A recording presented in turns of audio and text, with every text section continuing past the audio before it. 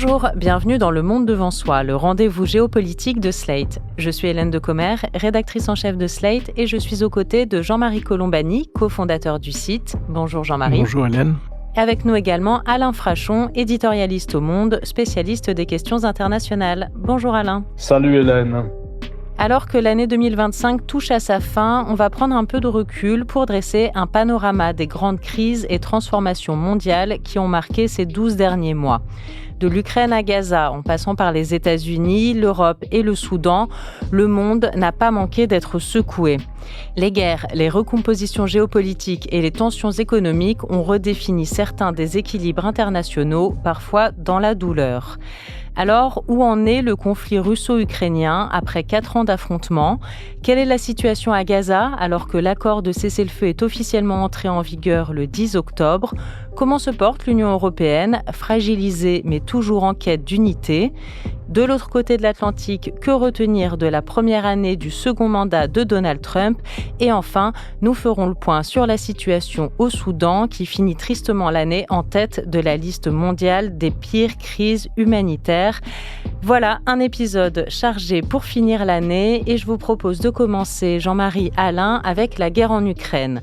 Les négociations entre Russes et Américains sont très avancées, on en a parlé la semaine dernière, mais Volodymyr Zelensky tient bon et les Européens le soutiennent toujours, comme en témoigne cet accord de prêt 90 milliards d'euros signé par les 27 dans la nuit de jeudi 18 décembre à ce vendredi. Ce prêt va permettre de financer l'effort de guerre de l'Ukraine pendant encore au moins 2 ans. Oui, alors le président ukrainien avait alerté sur le fait que si cette somme n'était pas débloquée, eh bien, la défaite était assurée, notamment dès cet été. Donc, il avait besoin de cet argent pour pouvoir continuer le combat. Et donc, c'est une décision très importante parce que malgré les pressions russo-américaine, en quelque sorte, l'Europe tient bon et continue de vouloir soutenir l'effort de guerre ukrainien. C'est un moment donc très important parce que ce qu'on a pu vérifier à nouveau dans la phase actuelle, même s'il y a des discussions entre les uns et les autres, c'est quand même le degré de soutien objectif que les États-Unis apportent à Poutine dans son entreprise de reconquête de l'Ukraine. D'ailleurs, Vladimir Poutine a pris la parole assez longuement, il y a quelques jours, pour réaffirmer son objectif. Et son objectif est toujours le même. C'est toujours de récupérer, au fond, d'abord de se débarrasser du pouvoir démocratique en Ukraine, et donc du président Zelensky. Et Poutine dit qu'il faut récupérer les terres historiques. Donc les terres historiques, c'est toute l'Ukraine et puis c'est peut-être d'autres pays qui suivront. C'est ça qui est le plus frappant. Malgré toutes ces pressions, malgré ce contexte, les Européens pour le moment tiennent bon et continuent d'aider l'Ukraine, alors que les États-Unis, malgré une opinion américaine qui est très favorable à l'Ukraine, mais qui est très favorable dans des proportions importantes, 2 Américains sur 3 considèrent qu'il faut aider l'Ukraine. Ce n'est pas ce que fait Donald Trump et l'attitude américaine conduit plutôt à encourager Vladimir Poutine dans son obsession à continuer ce combat et à parvenir à ses fins, c'est-à-dire à récupérer au fond une Ukraine qui ressemblerait à la Biélorussie.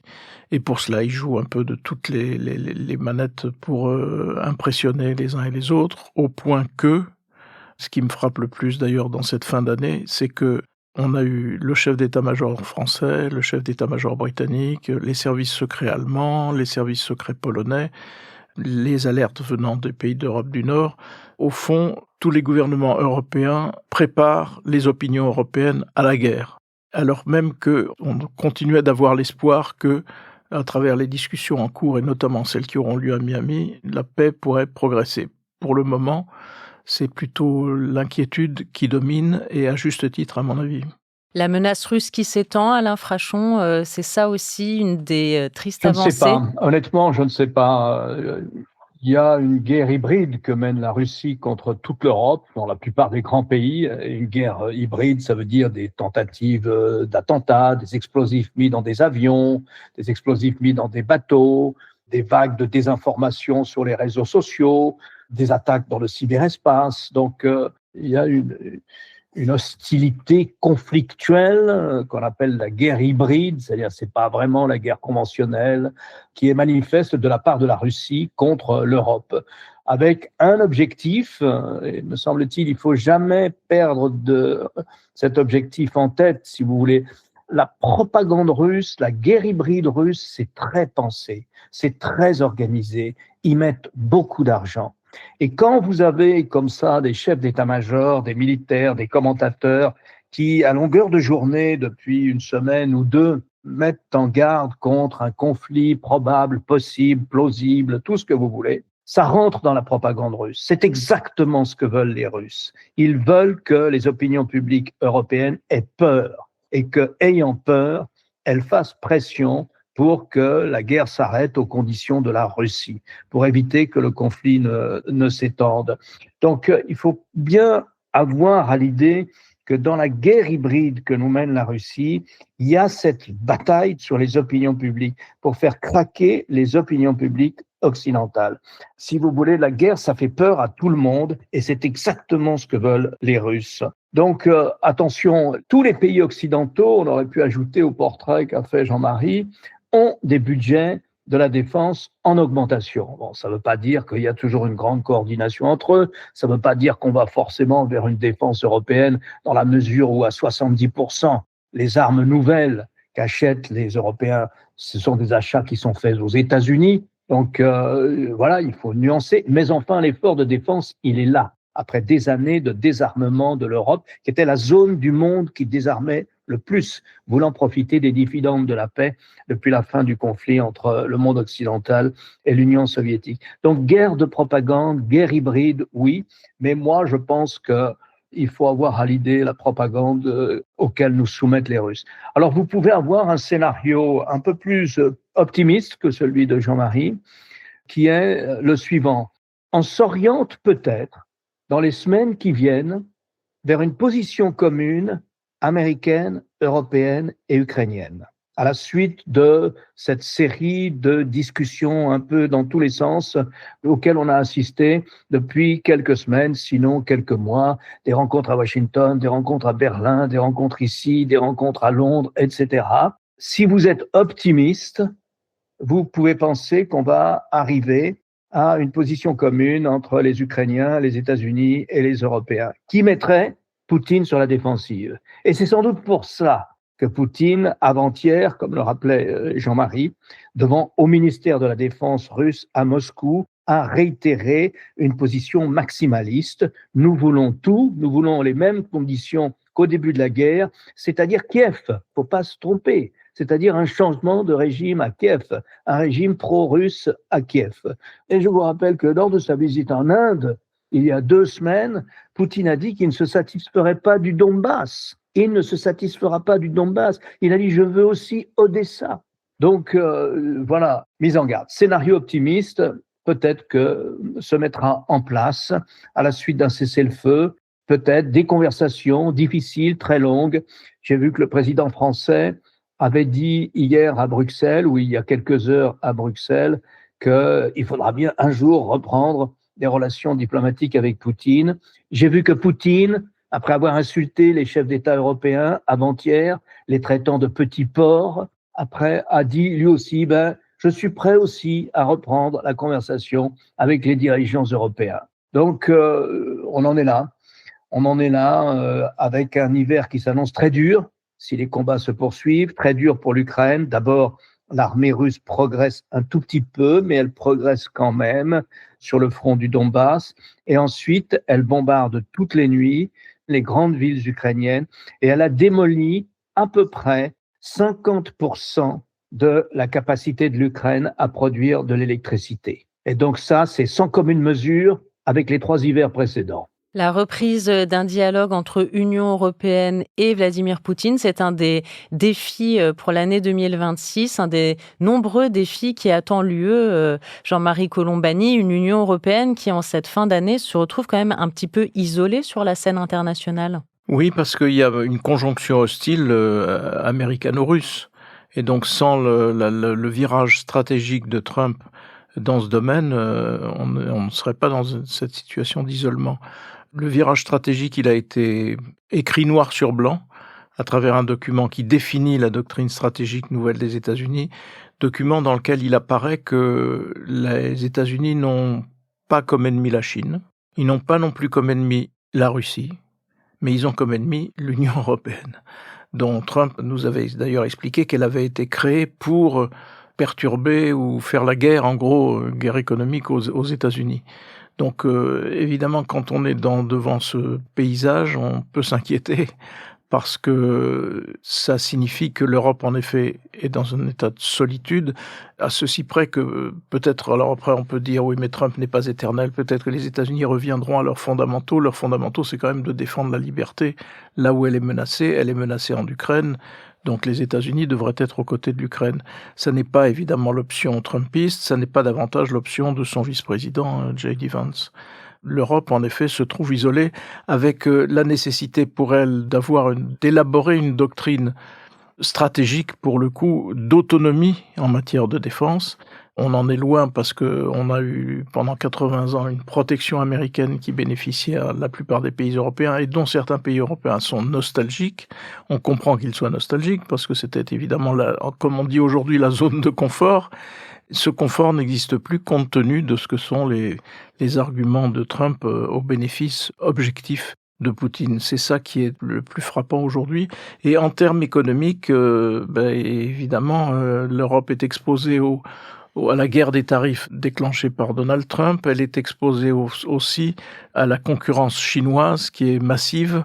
Et donc là encore, ça devrait obliger les Européens à serrer les rangs et au fond à définir pour eux-mêmes des stratégies qui permettent à l'Europe, qui est quand même une grande puissance potentielle, une très grande puissance potentielle, plus d'habitants que les États-Unis, plus d'habitants évidemment que la Russie, j'allais dire un niveau de, entre guillemets, civilisation comparable à ce que sont ou devraient redevenir les États-Unis.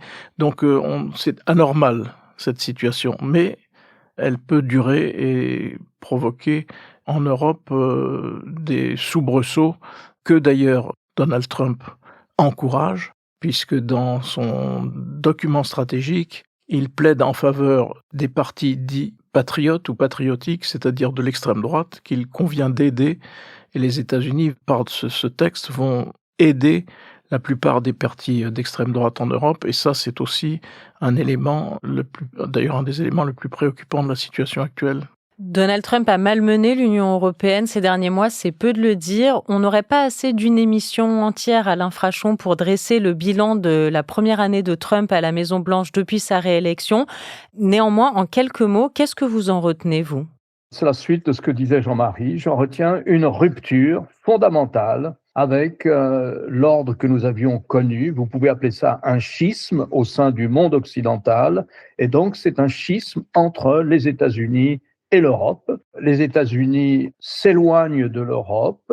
Les États-Unis gardent leur base de l'OTAN, certes, mais l'esprit du pacte de défense, l'esprit de solidarité qu'il y avait entre nous n'existe plus, nous disent-ils. Donc, vous pouvez considérer que l'Alliance atlantique est neutralisée, dévitalisée, tout ce que vous voulez. Et donc, ça me paraît être la rupture fondamentale dans le camp occidental qui est apparue clairement et qui a été mise noir sur blanc par les États-Unis dans le document stratégique du 5 décembre auquel Jean-Marie faisait allusion. Donc ça me paraît, si vous voulez, pour ce qui concerne la politique étrangère et ce qui nous concerne, nous, l'Europe, ça me paraît un virage de nature historique et je fais attention à ne pas galvauder le sens des adjectifs ou le sens des mots. Je crois que c'est une rupture historique. Pourquoi historique ? Parce que vous savez, un président américain ne défait jamais tout à fait ce qu'a fait son prédécesseur. Parce que le document stratégique mentionnant cette rupture avec l'Europe n'a pas suscité de condamnation majeure du côté des démocrates. Parce que les présidents démocrates encore en vie n'ont pas publié une vidéo ou une déclaration commune pour protester contre l'assaut contre les Européens. Car il s'agit bien de ça. Et il s'agit, les États-Unis, encore une fois, et je le répète, Jean-Marie l'a dit, mais je le répète, les États-Unis disent dans ce document, nous allons aider l'extrême droite européenne, c'est-à-dire celle qui a toujours lutté contre le projet européen et qui, en ce moment même, a toujours eu aussi un tropisme pro-russe, sinon pro-Poutine, manifeste. Donc voilà, la rupture, elle est là. Je dirais la même chose que Jean-Marie. J'aurais une interprétation plus pessimiste que lui de ce qui s'est passé cette nuit. On devait organiser un prêt de réparation et non pas emprunter de l'argent, comme ça, sur le budget de l'Europe. On a pris la solution la moins, celle qu'on pouvait, parce que l'Union européenne était incapable de se mettre d'accord sur un prêt de réparation. Et donc, on a décidé de lancer un emprunt de 90 milliards, OK, très bien, qui ne va pas être si facile que ça, parce qu'on voit bien que l'Union européenne a du mal à financer ses emprunts, et on va lancer un emprunt, et cet emprunt, on va le donner à taux zéro à l'Ukraine, et si jamais les Russes, dans un accord de paix, ne payent pas de réparation à l'Ukraine, alors on pourra peut-être se servir des armoires russes immobilisées en Europe. On n'a pas réussi à se mettre d'accord sur une autre formule qui aurait manifesté l'aptitude de l'Union européenne à être un acteur stratégique qui pèse dans l'histoire. Alors, ça n'était pas le schéma retenu au départ, en effet, par les Européens qui voulaient, comme l'a expliqué Alain, se servir de cette somme qui est gelée pour servir de garantie à de l'argent qui serait débloqué pour l'Ukraine. C'est dû au veto d'un pays, qui est la Belgique, et qui, ayant sur son sol l'institution qui possède les avoirs gelés de la Russie, une grande partie des avoirs gelés de la Russie, avait peur des représailles, ou se craignait qu'il y ait des représailles russes, pas seulement maintenant, mais à terme, et que cela fragilise donc la situation de la Belgique. Mais l'argument utilisé par le Premier ministre belge fait frémir. Le Premier ministre belge, il fait partie des nationalistes flamands. C'est-à-dire qu'il a eu des formules qui sont l'exacte définition de ce qu'est aujourd'hui la doctrine de l'apaisement ou la doctrine Chamberlain-New Look. C'est-à-dire, mais vous n'imaginez pas que la Russie va perdre, a-t-il dit. Donc pour lui, la défaite de la Russie, non seulement ne se produira pas, mais surtout, ça ne serait pas une bonne chose parce que, explique-t-il, si la Russie perd, elle pourra se lancer dans des représailles militaires contre nous, etc. C'est au-delà du pacifisme, là, c'est un aveuglement volontaire de la part d'un parti, celui du Premier ministre belge, qui est manifestement fait partie des partis qui sont de facto pro-russes. Et donc il n'y a pas seulement que Viktor Orban qui est sur cette position, il y a aussi maintenant la Belgique. C'est ce qui a bloqué le système. Et donc c'est évidemment embêtant parce que d'habitude la Belgique, elle est au contraire un des fers de lance des ripostes européennes et des initiatives pour renforcer la cohésion européenne. Donc ça, il faut le souligner parce que c'est vraiment un caillou dans la chaussure de tous les Européens convaincus et aussi dans la chaussure de la Grande-Bretagne qui, chemin faisant, s'est rapprochée sur le plan stratégique de façon considérable des pays de l'Union européenne et notamment de ceux qui mènent un peu la bataille, c'est-à-dire France, Grande-Bretagne, donc Allemagne, Pologne et pays scandinaves. On va poursuivre ce bilan géopolitique de l'année en parlant de deux guerres. Une qui est à présent officiellement terminée et l'autre pas encore. Il y a 2 mois, le cessez-le-feu entre l'État israélien et le Hamas entrait en vigueur. La Maison-Blanche avait dévoilé un plan en 20 points présenté comme une feuille de route vers une sortie définitive de la guerre, un plan de paix. Où est-ce qu'on en est aujourd'hui, Alain Frachon ? Je dirais qu'on n'avance pas beaucoup. La première phase du plan de paix, c'était le cessez-le-feu. Bon, il y a un cessez-le-feu, il y a des accrochages encore, il y a une situation compliquée. Vous pouvez considérer que la bande de Gaza est coupée en deux, une moitié occupée par l'armée israélienne et l'autre moitié où a réémergé le Hamas. Alors le Hamas affaibli, sans ses armes lourdes, sans ses centres de commandement, sans ses fabriques à fabriquer des missiles, des roquettes, etc. Mais enfin, quand même, à peu près quelques milliers de militants du Hamas qui occupent la deuxième partie de la bande de Gaza. Concentrés dans le sud de la bande de Gaza, la bande de Gaza, c'est 50 km de long sur une dizaine de large, concentrés, 2 millions de personnes dans des camps de toile, dans des conditions humanitaires affligeantes. Certes, l'aide humanitaire arrive à nouveau, il faut le dire, par l'Égypte et par Israël, par les deux frontières qui encadrent la bande de Gaza. Mais enfin, l'hiver est toujours pluvieux, les gens vivent dans la boue, dans des conditions invraisemblables. Là encore, il faut dire du bien de l'ONU, parce que s'il n'y avait pas les organisations humanitaires de l'ONU, la situation serait encore plus difficile. Enfin voilà, donc pas tout à fait le cessez-le-feu, mais quand même le cessez-le-feu. Et puis c'est ça. Et là-dessus, il devrait y avoir la mise en œuvre de la phase 2. Moi, je m'entretenais récemment avec une ministre des Affaires étrangères adjointe d'un grand État du monde arabe, et elle me disait, bon, ça n'avance pas beaucoup. En gros, on aurait dû constituer un conseil de la paix que Trump veut présider. Bon, il n'y a toujours pas de conseil de la paix. En gros, on devait avoir le déploiement d'une force internationale de stabilisation. En gros, il n'y a aucun pays volontaire, peut-être l'Azerbaïdjan, mais on ne voit pas très bien ce que pourrait faire l'Azerbaïdjan. Les États-Unis travaillent sur ce sujet, disent qu'il faudrait une force internationale d'environ 8000 soldats, qui formerait 4000 policiers palestiniens. Mais enfin, tout ça est resté pour le moment à l'état de préparation. Voilà. Il devrait y avoir une équipe de technocrates palestiniens pour remettre en marche les grands services publics dans la bande de Gaza, essentiellement l'électricité, l'eau et notamment la désalinisation de l'eau. Là encore, on ne sait toujours pas qui sont ces Palestiniens. Ce n'est pas les technocrates palestiniens qui manquent. Il y en a dans la bande de Gaza, il y en a en Cisjordanie, il y en a dans tout le monde arabe. Mais on ne voit pas encore de formation de cette équipe, de ce gouvernement transitoire palestinien. Enfin, il devait y avoir un comité pour la reconstruction. Et là, les États-Unis ont avancé un peu. Ils veulent que dans ce comité, il y ait Tony Blair, il y ait aussi Steve Witkoff, le partenaire de golf et promoteur immobilier, ami de Donald Trump, et le gendre de Donald Trump, Jared Kushner. Donc ces gens-là sont sur tous les fronts, notamment le front des perspectives de business immobilier. Mais c'est tout. Si vous voulez, on n'a pas le sentiment qu'il y a une équipe dédiée, pilotée par les États-Unis, avec le monde arabe, décidée à mettre en œuvre la phase 2 du plan de paix. Cependant qu'en Cisjordanie, les affrontements n'ont jamais été aussi durs. Jamais le gouvernement israélien n'a donné le sentiment qu'il était aussi décidé à annexer l'ensemble de la Cisjordanie.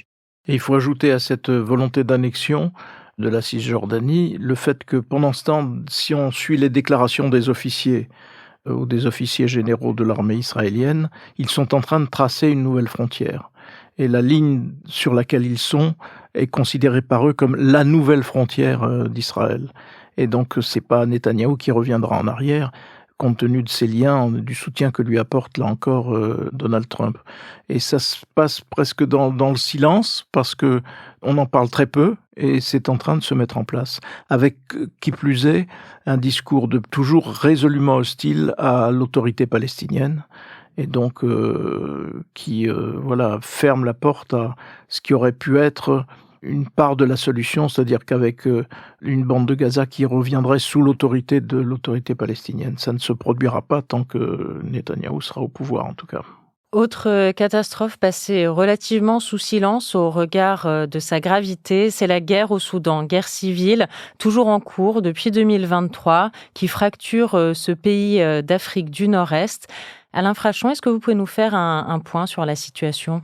Oui, je peux essayer parce que ça mériterait qu'on sollicite il n'y en a pas beaucoup, mais quelques rares spécialistes de ce grand pays, 3 fois la superficie de la France, indépendant depuis 1956, après avoir été sous tutelle britannique, en même temps un peu que l'Égypte.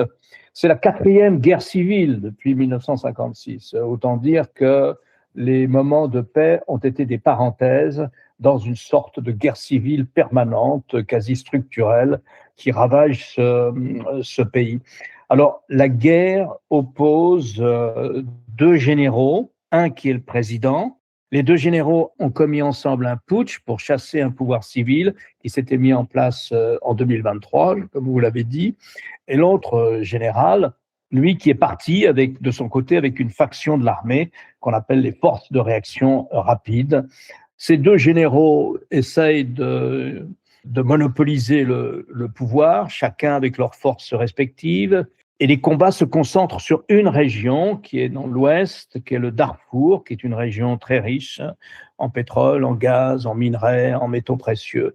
En toile de fond de cette bataille-là, qui est due à deux seigneurs de la guerre, si vous voulez, qui sont en train de saigner leur pays dans tous les sens du terme, en toile de fond, il y a ce pays qui est situé, si vous voulez, une partie dans le monde arabe, une autre dans l'Afrique subsaharienne. Et comme ça, aux confins entre deux mondes.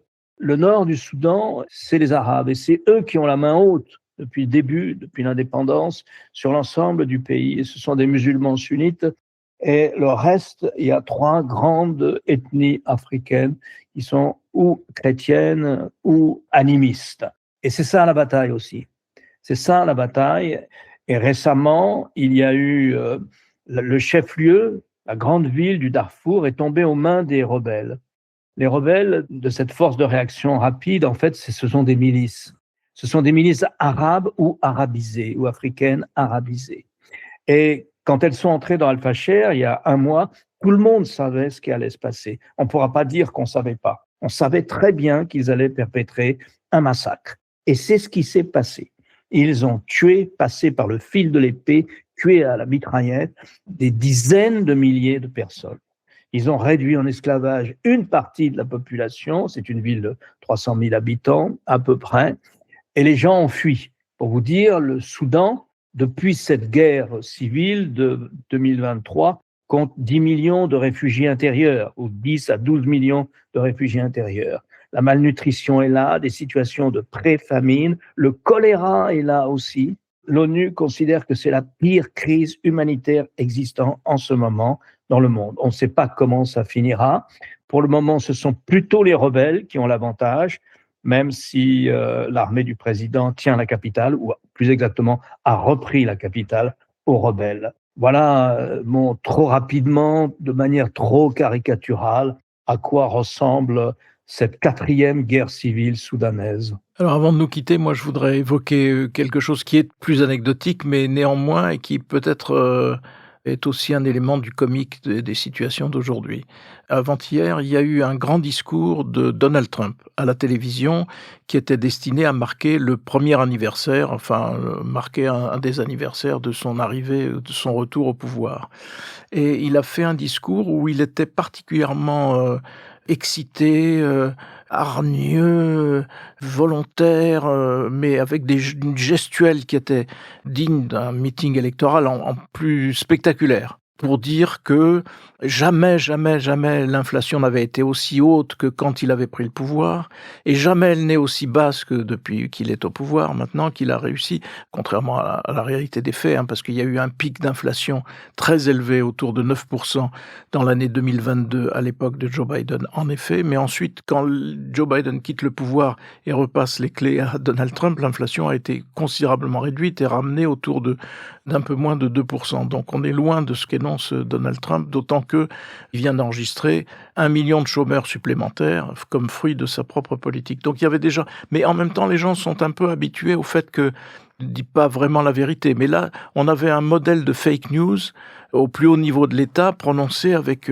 une hargne qui a fait s'interroger un certain nombre de rédactions. Et moi, j'ai suivi hier un programme à CNN où cette séquence était replacée dans son contexte et où, en même temps, on faisait voir Donald Trump quelques heures plus tard, entouré d'une cour, comme d'habitude, avec des gens en uniforme et autres, qui sont derrière lui, et lui est assis, et les discussions vont bon train, et lui s'endort. Et il s'endort, il essaie de se réveiller, de se remettre et il se rendort.